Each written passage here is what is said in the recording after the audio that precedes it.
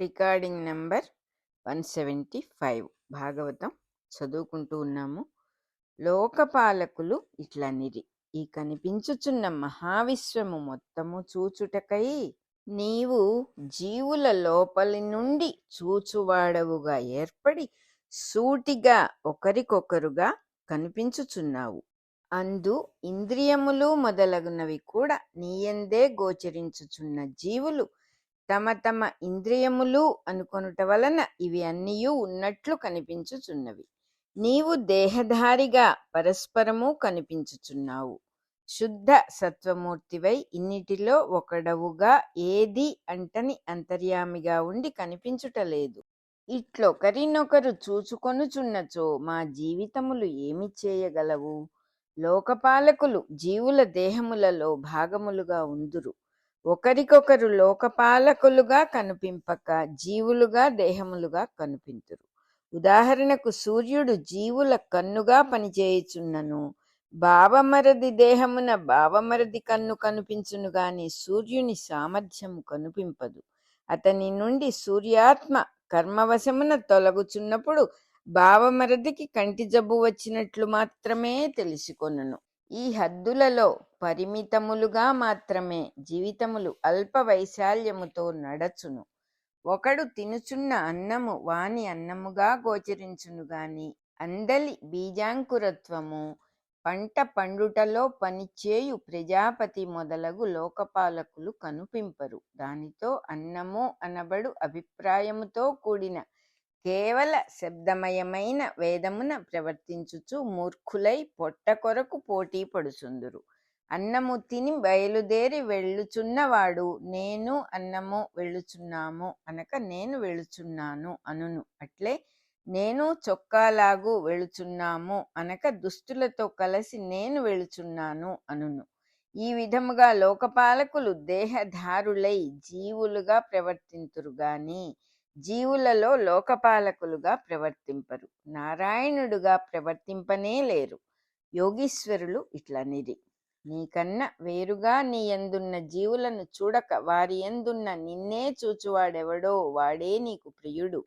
అయినను సృష్టి స్థితి లయములు కారణముగా కర్మ పుట్టి సత్వాది గుణములు నీ మాయయందు పుట్టి నీవే బ్రహ్మ శివుడు మొదలగు భేదస్థితులు పొందుచున్నావు. వానియందు నీవు నీవుగా ఉన్నావు గాని వేరుగా లేవు.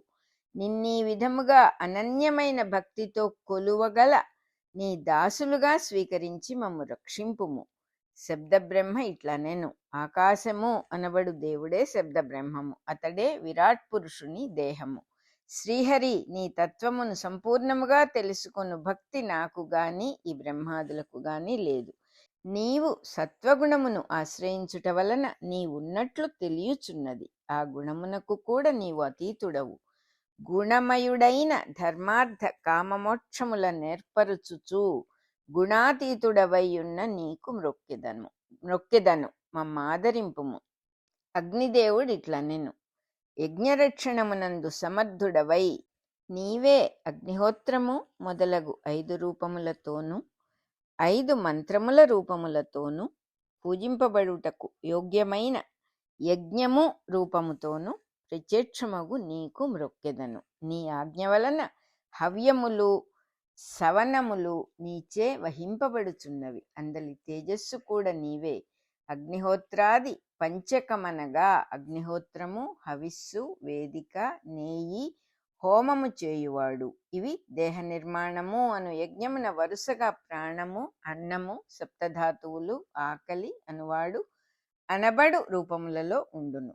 మంత్రపంచకమనగా అగ్నిపరమైన 5 మంత్రములు, అవియే పంచప్రాణములు. హవ్యములు అనగా హోమ ద్రవ్యములు, ఇవి జీవుల వాక్కులుగా వ్యక్తమగును.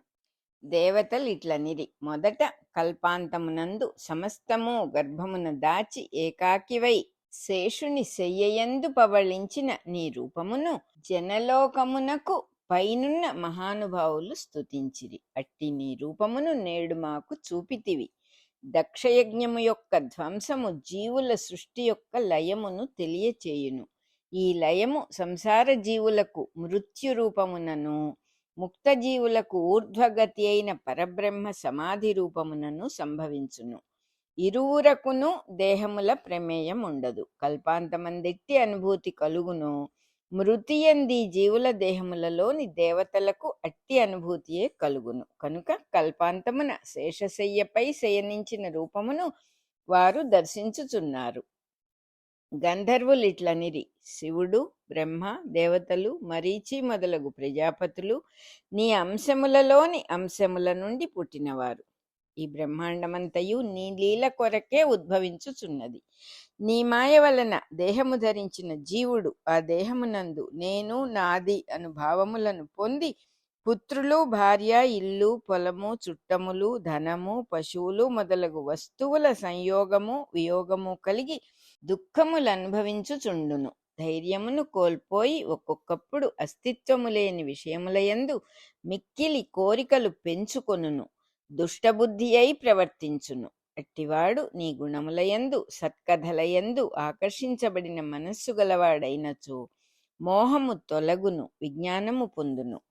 బ్రాహ్మణులు ఇట్లనిరి: దేవా, ఈ యజ్ఞమునందు సమస్తము నిరూపమే.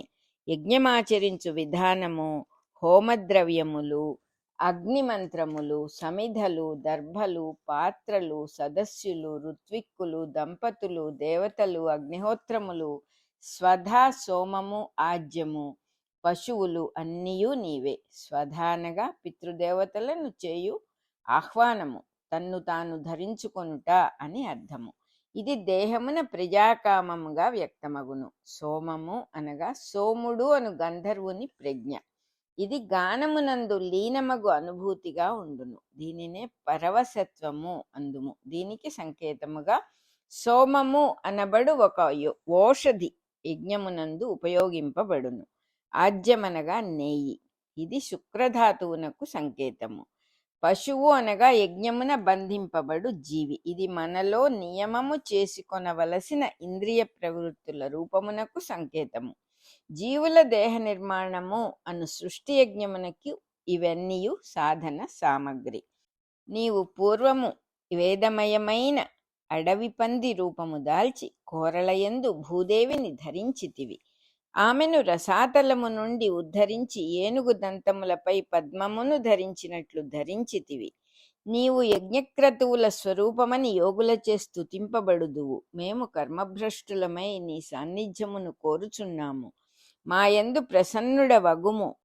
నీ నామ సంకీర్తనముల వలన సర్వయజ్ఞముల విఘ్నములును తొలగిపోవును. అట్టి నీకు నమస్కరింతుము. ఇట్లు తన్ను సకల జనములు స్తుతింపగా విష్ణుమూర్తి ప్రసన్నుడై శివుడు విఘ్నము చేసిన దక్షుని యజ్ఞమును పరిపూర్తి చేసెను. తాను సమస్త యజ్ఞ స్వరూపము, సకల హవిస్సులను భుజించుచు సకలముగా వ్యక్తమగువాడు. అతడు తృప్తి పొంది దక్షునితో ఇట్లనెను: నేను, బ్రహ్మ, శివుడును ఈ లోకములకు కారణభూతులము. అందు ఈశ్వరుడు చూచువాడు, తనంతట తాను ప్రకాశించువాడు. నేను గుణమయమైన నా మాయను ప్రవర్తింపజేసి సృష్టి స్థితి లయములకు కారణములైన బ్రహ్మ రుద్రాది నామభేదములను పొందుచుందును. రెండవది లేని పరబ్రహ్మస్వరూపుడనైన నాయందు బ్రహ్మ, శివుడు, జీవగణములు ఒకటిగా ఉన్నవి. మూఢుడు వానిని వేరుగా చూచును. మానవుడు తన శరీరమునందు కాళ్ళు చేతులు మున్నగు వానిని తనకన్న వేరుగా చూడని విధమున నా భక్తుడగువాడు నాయందు జీవులను నాకన్నా వేరుగా తలపడు. మా ముగ్గురియందు భేదము లేక చూచువాడు ధన్యుడు.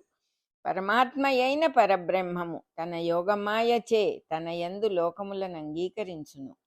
అందు జీవులు మాయా విమోహితులై ఒకరినొకరు చూచుకొందురు గాని తమలోని పరబ్రహ్మమును చూడలేరు. అట్టి జీవులలో ఎవడు పరబ్రహ్మమును దర్శించుట మొదలిడునో వానియందు గురుమూర్తి అయిన దక్షిణామూర్తి ప్రసన్నుడగును. ద్రష్టగా తన్ను తాను దర్శించు వైభవము దక్షిణామూర్తి స్వరూపము. తనయందు లోకములంగీకరించు మూర్తి విష్ణు స్వరూపము. ఈ రెండిటి యందు భేదము చూచువాడు మూఢుడని చెప్పబడినది. ద్రష్టగా తన్ను తాను దర్శించు వైభవము దక్షిణామూర్తి స్వరూపము. తనయందు లోకములంగీకరించు మూర్తి విష్ణుస్వరూపము. ఈ రెండిటియందు భేదము చూచువాడు మూఢుడని చెప్పబడినది. ద్రష్టగా జీవులయందు పరబ్రహ్మము స్వయం ప్రకాశుడైనప్పుడు దక్షిణామూర్తి అనబడును. అతనికి దృశ్యముగా జగత్తు లేకుండా పోదుగాన దర్పణమునందువలే చూడబడును. ఇట్లు తాను దర్పణమునందు తన్ను చూచుకొనుటకు ద్రష్టగా విత్తనము నుండి వృక్షమును ప్రతిబింబముగా చూచును. వృక్షమునందుండి విత్తనమును ప్రతిబింబముగా చూచును. విత్తనమును వృక్షముగా మొలిపించువాడు బ్రహ్మ. దానికై రజోగుణమును స్వీకరించును. తాను రజోగుణముతో కలియక సత్యము అనబడు లోకమున ఉండును. ఈ ముగ్గురు మూర్తులపై సృష్టి స్థితి లయములు ఆధారపడి ఉన్నవి. ఇందొకరు లేనిచో మిగిలిన వారిద్దరును లేరు. ఈ ముగ్గురి నడుమ జీవుడుగా పరబ్రహ్మమును దర్శించి మూడింటికి అతీతుడుగా తెలుసుకొనవలెను గాని ఈ ముగ్గురును లేని అతీత పరబ్రహ్మము ఉండదు అని భాగవత మతము. కనుక ఈ ముగ్గురిని వేరుగా చూచువాడు మోహబుద్ధి. విష్ణువిట్లు ఉపదేశింపగా దక్షుడు విని యజ్ఞమును పరిపూర్తి చేసెను. విష్ణువును దేవతగా గొని 3 కపాలములతో యజ్ఞమును పూర్తి చేసి భక్తితో దక్షుడు విష్ణుని చరణములను పూజించెను. ఇచ్చట విష్ణువనగా త్రిమూర్తులలో ఒకడు కాడు, సర్వవ్యాపి అను శబ్దార్థము గైకొనబడినది. యజ్ఞమున కపాలములనగా కుండ పెంకులు 3 కపాలములలో హవిస్సును వండి పురోడాశమనమనబడు పిండరూపమైన ఆహారముగా చేసి దక్షుడు సమర్పించెను. మానవుని కపాలమున 3 భాగములుండును. అందు ముఖము వైపున పాలభాగముగా ఏర్పడునది విష్ణుస్థానము అనబడును. నడినెత్తి అందలి భాగము బ్రహ్మస్థానము అనబడును. వెనుక భాగము రుద్రస్థానము అనబడును. ఈ 3 కపాలములను దక్షుడు మేషరాశి అయిన తన శిరస్సుచే కల్పించి సృష్టికిచ్చి తాను సంవత్సర స్వరూపుడై సర్వాంతర్యామిగా తన దేహము మొత్తము సమర్పణ బుద్ధితో స్వీకరించి అనంతకాలము ప్రజాసర్గమునకు కర్తగా నిలబడును.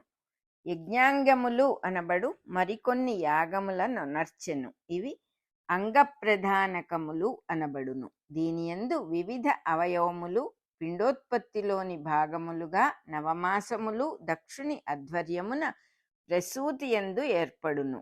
సంవత్సరమయమైన దక్షుని దేహము శిరస్సు మొదలు పాదముల వరకు 12 మాసములుగా ఏర్పడును.